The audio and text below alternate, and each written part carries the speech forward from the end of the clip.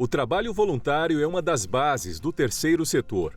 Mais do que isso, é uma porta de entrada para quem está em busca de experiência profissional no início da carreira. O voluntariado desenvolve habilidades como liderança, trabalho em equipe, criatividade, proatividade, resiliência e a capacidade de atuar com diferentes culturas, pessoas, realidades e opiniões. O terceiro setor pode ser explicado como um guarda-chuva que inclui diversos tipos de organizações sem fins lucrativos que prestam serviços de interesse público e desenvolvimento social. Ser voluntário é crescer a partir da experiência do outro. Olá, vamos a mais um Rede Vida Serviço. Abraçar o voluntariado não é só uma forma de ajudar outras pessoas a terem uma vida melhor, mas também de encarar o mercado de trabalho com mais desenvoltura, engajamento, capacidade de comunicação, força de vontade, espírito de grupo e compaixão. São requisitos imprescindíveis também a formação de um profissional adequado a um novo perfil valorizado por um número cada vez maior de empresas. Recebo hoje a Adriane Albuquerque, diretora da Associação de Reabilitação da Criança Deficiente. Obrigado por vir aqui falar com a gente sobre terceiro setor, voluntariado. Me conta, como que surgiu a associação, quem ela atende, como que funciona? Eu que agradeço a oportunidade de estar aqui. A RCD, Associação de Reabilitação da Criança Deficiente, embora tenha no nome criança, hoje nós atendemos mais adultos do que crianças. Nasceu quando a ACD, lá em São Paulo, constatou que 600 pessoas aqui do interior viajavam para poder fazer a sua reabilitação lá. Então, hoje nós somos a única unidade aqui no interior do estado. Temos a cooperação técnica da ACD, ou seja, todos os tratamentos, todas as formas, A mesma forma que uma fisioterapeuta atende aqui, atende lá em São Paulo também, dentro dos mesmos protocolos. Mas temos a nossa gestão própria, o nosso CNPJ, com essa característica nossa de interior, de poder atender e buscar todos aqueles que precisam de uma reabilitação física. Nós estamos em São José do Rio Preto, interior paulista. Quem está assistindo a sua entrevista, atende só o pessoal de São José do Rio Preto ou o Noroeste paulista? Como que funciona e quais os atendimentos são oferecidos? Nós trabalhamos com a deficiência física, então a pessoa que sofreu um acidente, caiu na moto, teve um AVC, um mal de Parkinson, as pessoas pós-Covid, porque a pós-pandemia para nós é uma realidade, as crianças que nasceram com um atraso, às vezes não necessariamente vai se diagnosticar uma deficiência, mas no nascimento, às vezes um prematuro, alguma criança que ainda não está dentro do desenvolvimento neuropsicomotor, precisa desse estímulo. Fisioterapia, fonoaudiologia, terapia ocupacional, a psicologia, o serviço social, a enfermagem, a fisioterapia aquática na água. Nossa, é uma gama enorme. A musicoterapia, existem seres humanos que não falam, mas cantam. Então, nós experimentamos tudo isso lá. E tem custo para quem precisa custo do atendimento? Zero, todos os atendimentos são gratuitos. Toda a gestão ela é voluntária, Nós fizemos essa opção de estarmos lá cuidando, administrando, e todo o corpo clínico, os terapeutas e os médicos são contratados. Olha, eu estou assistindo a entrevista da Adriane, adorei e quero ser um voluntário, mas todo mundo pode ser um voluntário? Como que funciona? Primeiro que o voluntário ele é uma doação de si, e existe uma falsa ideia que nós vamos fazer algo por alguém. Na grande realidade, nós que aprendemos a ser um ser humano melhor, aprendemos a olhar o outro, aprendemos a olhar a dor do outro e ressignificar a nossa. No meu caso, por exemplo, eu tenho uma filha com deficiência, hoje ela tem 29 anos, e depois que passou aquela fase assim, mais difícil, daquele início, aquele período, Da aceitação. Da aceitação, que você tem toda a estrutura familiar, financeira, emocional, que você precisa readequar o seu plano de vida com a chegada daquela criança. Nós decidimos, então, trabalhar em prol de outras famílias que viveriam a mesma situação que a gente estava vivendo. O voluntariado para você foi um chamado? Sem dúvida, sem dúvida. Acho que não basta aquele momento de oração, aquele momento teu com Deus, mas aquele momento de você ir cuidar de quem Deus ama tanto, né? E você ser um segundo lar para essa pessoa, para essa família. E na questão da deficiência, existe uma desestruturação. Ninguém se prepara para ter um filho deficiente, né? Não. Ninguém pega uma rodovia achando que vai sofrer um acidente, né? O que a gente mais ouve, assim, nunca achei que fosse acontecer comigo, nunca achei que fosse acontecer com meu neto, com meu filho, né? Mas acontece. E quando acontece, nós estamos ali para ser o segundo lar, para acolher, para abraçar e para ensinar a ser feliz novamente. Essa troca de experiência, esse convívio te fortaleceu e você acredita que fortalece a todos que estão juntos numa mesma realidade, Adriane? Não somente em todo esse aspecto físico, que é tão importante, mas no emocional também.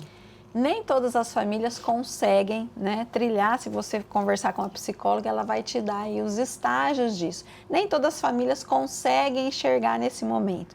Às vezes algumas demoram mais tempo nessa questão da aceitação, né, nesse novo formato. Às vezes eu escuto a esposa falar: nossa, meu marido teve um AVC, e agora? Né? Então você tem que se adequar para isso, mas sem dúvida, quando você olha o outro, muitas vezes a sua dor fica menor, porque você vê a dimensão, você vê as dificuldades e poder auxiliar, trocar experiências, né? Uma mãe atípica, como nós costumamos chamar Sim. as mães que têm filhos com deficiência, ela trilha um caminho que não tem manual, né? Eu sou pedagoga de formação, né? Então, assim, o primeiro impacto que eu tive, que é tudo que eu aprendi, eu não vou usar. Porque as tabelas de desenvolvimento, né? O Piaget, tudo aquilo, né, que se valorizava tanto à época, eu sabia que a minha não teriam aquelas tabelas. Que ela teria, né? Você consulta com o neuro e o neuro fala: olha, vai depender do resultado de tudo que for oferecido. Mas brota amor. Muito, muito. E hoje, se Deus entrasse aqui, eu pediria para Ele para eu viver tudo novamente. Porque, sem dúvida, o fato de estar aqui conversando com você, o fato de valorizar esse momento, o fato de saber que alguém que nos ouve precisa ouvir isso. Sim, o seu testemunho é muito importante, porque você não está só. Muitas mães, muitos pais, muitas famílias que estão te vendo, às vezes não tem essa aceitação, não tem essa compreensão que demorou para você ter, mas você se encontrou, se encaixou ali. E a aceitação é a melhor forma, é entender que Deus faz coisas que a gente talvez não possa compreender na nossa ignorância, mas Ele sempre está certo. Isso. E mais, assim, famílias que às vezes têm os filhos sem deficiência, né? Então, era comum para mim, falou assim: ai, meu Deus, vou sair do trabalho, chegar em casa, mãe, né? Criança chamando. E eu precisei de 6 anos de fisioterapia, levar 2 vezes por semana, ficar esperando na sala de espera, assim, a esperança que saísse um sonzinho, né? Então, muitas vezes, nós reclamamos, né, de fatos que são bênçãos na nossa vida. Então, uma criança que às vezes é agitada, né? Uma criança que fala muito, né? Óbvio que existem todas as dimensões, mas os pais precisam olhar para isso, que eles estão vivendo um momento único que muitos pais gostariam de viver. Podem ser que não vão viver, ou pode ser que vai viver de uma forma muito tardia. Então, é importante que os pais que têm filho com deficiência que se abram mesmo para que os outros pais possam refletir acerca do que é ter um filho, né, sem deficiência. Ter gratidão. Mas eu quero ser um voluntário, tem um curso disponível ou é só tempo e boa vontade? Não precisa ter curso, mas precisa saber que você vai trabalhar em prol de uma instituição. Então, o que a instituição precisa naquele momento? Vamos supor que eu tenho um curso aí de uma massagem. Olha, eu quero fazer massagem, mas a instituição naquele momento não precisa daquilo. O que é que a instituição está precisando? Então, a gente costuma dizer, né, nas nossas reuniões, que existe o voluntário e o voluntarioso. Explica essa diferença pra porque gente. O voluntarioso, ele chega dizendo: eu quero isso e aquilo. né? Então, por isso a gente já tem um protocolo, uma entrevista inicial, dizendo da postura do voluntário, né? Óbvio que ele vai fazer algo que tem a ver com ele. Na questão da deficiência, algumas pessoas não conseguem lidar com isso. Eu tenho amigas que me falam, olha, vê aqui que você está vendendo, convite, como que eu posso te ajudar? Mas eu não vou lá. Né? E isso precisa ser respeitado, porque às vezes emocionalmente a pessoa não consegue lidar. Agora, uma vez que tem essa disponibilidade, é o que a instituição precisa. Olha, nós estamos lá com o nosso bazar, né? Com o nosso bazar do bem, que é um brechó, nós precisamos de 4 voluntárias. Não, eu vou, eu fico, eu atendo, eu recebo as famílias, eu estou aqui. Então, é sair de si, né? Sair do seu eu para viver o nós. Para viver aquela experiência da comunidade de uma forma concreta mesmo, no dia a dia. É como uma empresa que tem regras, horário para entrar, horário para sair, não dá para eu falar assim, olha, essa semana eu quero ser voluntário para cuidar disso, vou ficar 1 hora, daí 3 semanas eu apareço de novo. É um comprometimento. Quem quer seguir esse caminho tem que entender que é como se fosse o segundo trabalho. É um comprometimento, tem um horário, né? A instituição espera, os pacientes esperam o que vai acontecer. Então, assim, quando eu não posso ir, eu tenho que avisar, tenho que colocar alguém no lugar, tenho que trocar a escala. O que nós não temos uma carteira assinada que diz você vai ser punido se você faltar, e não tem a remuneração. Então, assim, qual é o nosso ganho? É o nosso desenvolvimento pessoal, o nosso desenvolvimento humano, a nossa saúde mental, que hoje é tão falada, né? As voluntárias às vezes brincam, não, vem para cá, vem, né? Por quê? Porque o ambiente, ele é curativo. É aquela sensação de você deitar à noite e falar, nossa, eu fiz acontecer, né? Eu fiz o gol que deu a vitória social. Tem uma idade mínima? Tem uma idade de 18 anos, né? Precisa ser maior. E nós temos alguns projetos mirins, que as crianças arrecadam, por exemplo, doações. Nós estamos precisando de tênis, né? Às vezes é muito difícil roupa de adolescente. A gente ganha normalmente roupa feminina de um perfil 40 a mais, né? Mas a gente precisa de tênis, de objetos, às vezes de esporte, de pet. Então, muitas vezes aí a gente agrega adolescentes, às vezes grupos de Rotary, de Lions, né? Com campanhas, e aí é muito legal o engajamento de toda essa meninada aí. Que ótimo. Você acredita, Adriane, que tempo de escassez, antes de começar a nossa entrevista, a gente estava falando sobre isso. O tempo vale ouro. O que leva uma pessoa a abrir mão de ficar com a família, de estudar, de não fazer nada, de se divertir para cuidar do outro? É o que eu falei inicialmente, porque o bem é para a pessoa. Quando você sai da sua casa, que você toma essa iniciativa de você fazer pelo outro, você sai com lições tão ricas, né? Você vai ver cenas, você vai comentar, você vai participar. Então, por exemplo, quando a gente vê um paciente de acidente que chegou numa ambulância, e aí daí uns meses, dá um tempo, aí a gente vê aquele paciente no andador, no corredor, com a físio, você fala, meu Deus, olha como chegou, como está. Então, eu vou correr lá para o bazar, porque eu vou vender mais, eu vou tirar fotos, eu vou divulgar, porque eu sei que tem outras pessoas necessitando. Então, assim, aquele lugar do vitimismo, de reclamar, de achar que a sua vida é difícil, você sai daquele lugar. E você entra para uma pessoa que é ativa, que faz acontecer, independente de governo, de situação, se é verão, ou se é outono, ou se é primavera, você está ali. E você está no momento que a família precisa. E é sempre esse olhar para a família. Né? Porque é um paciente, mas ele traz um contexto familiar, uma rede que precisa ser acolhida, precisa ser orientada, né? E essa sensação, né, de fazer a diferença na vida do outro, ela é fantástica. E você traz isso para sua casa, traz isso para o seu contexto familiar, traz para os seus amigos, né? E quando você vê, você está sendo um elo de uma grande corrente do bem. Isso é ótimo. Nós falamos da idade mínima, mas tem impedimento? Tem algum perfil que não se encaixa para ser um voluntário? Aquela pessoa que só quer fazer o que ela quer, né? E aquela pessoa que muitas vezes não consegue se profissionalizar dentro do voluntariado. né? Então, nós temos horários de funcionamento, nós temos regras, nós temos fiscalizações como todas as outras, né? Eu gostaria que no banheiro tivesse um vaso, isso. Não, mas a vigilância sanitária não permite. Então, as regras são as mesmas, né? Mas o maior impedimento é justamente aquele sair de si para se doar mesmo, né? Para fazer o que é bem para a instituição. Muitas vezes nós precisamos fazer campanhas, eventos para arrecadar fundos para a instituição. Não é algo gostoso, né? Não é algo, né, tão assim... Pedir dinheiro, bater sair de porta ali, em por favor, me porta, ajuda. buscar parcerias, buscar empresas, né? Às vezes a gente ouve um sim e fala, nossa, foi fácil o Uma sim, vitória. né? Por quê? Porque a gente ouve muitos nãos, né?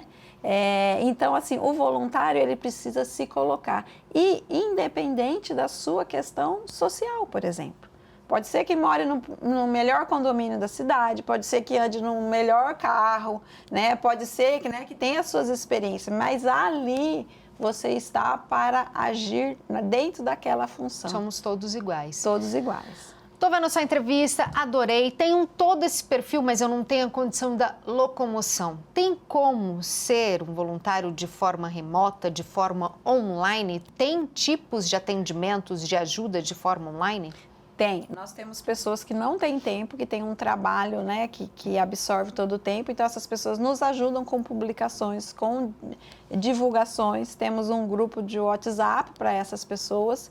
E temos as pessoas que digitam a nota fiscal paulista, que é uma importante fonte de renda, né, para a instituição. Então, quando você adquire um produto, você quer o CPF? Não, não quero. Aí doa, né? Então, tem as pessoas que em casa fazem toda essa questão da digitação das notas paulistas. Tem idosos que às vezes têm a locomoção mais difícil, Sim. mas que se sentem muito vitoriosos, que às vezes mandam um recado para a gente, chegou uma nota aqui, né? Então, assim, esse benefício chega aonde você quiser. Às vezes a pessoa muda de cidade, mas ela pode, mesmo de onde ela estiver, né? Às vezes a gente recebe, olha, eu vi que vocês vão ter uma festa, isso, tal, eu quero colaborar, vou fazer o meu Pix, né? Porque a pessoa está longe, mas ela está em sintonia com fazer o bem.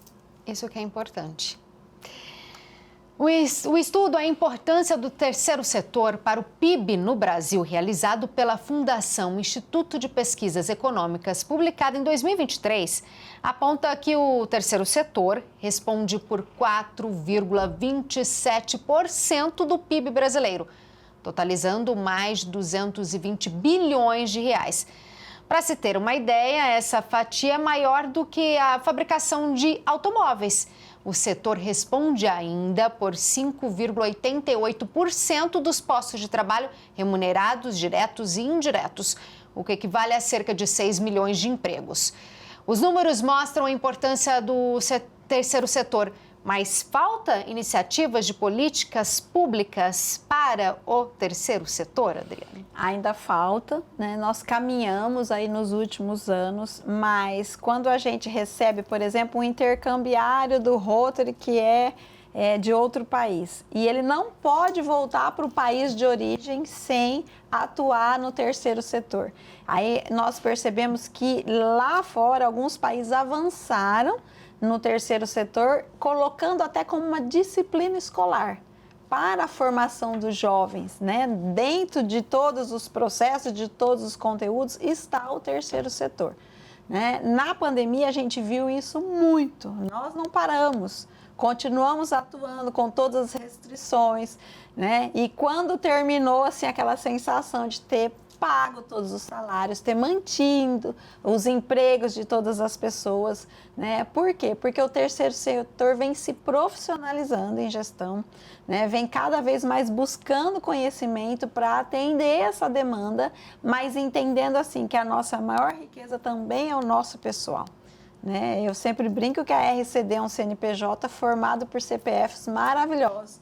Então, esse cuidado com o nosso time, com o nosso colaborador, com a formação constante deles, com o apoio, né? A pandemia foi muito isso, muito cuidar de todos. E nós, por exemplo, assim, a gente colocou como regra da instituição manter o convênio, por exemplo, dos colaboradores. A gente sabia que era uma utopia quase, né? Que era uma meta extremamente desafiadora. Só que conseguimos manter esse compromisso. Então, acho que essa questão da empregabilidade no terceiro setor hoje se faz referência, né, em todo o nosso país, e nós temos que avançar cada vez mais. Os números comprovam, você tem na vivência, mas você acha que ainda empresas, governo, seja municipal, estadual, nacional, ainda não despertaram para a importância de um olhar mais voltado para melhores investimentos, oportunidades e até campanhas em prol a todas, não estou só falando da associação, Sim. mas pensando no geral, a todos os atendimentos que tem no Brasil?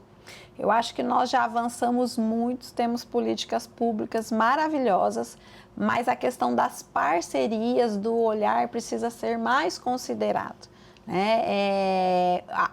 O que o terceiro setor presta de serviço à sociedade brasileira, né? Como seria uma cidade, como seria um estado sem as organizações sociais?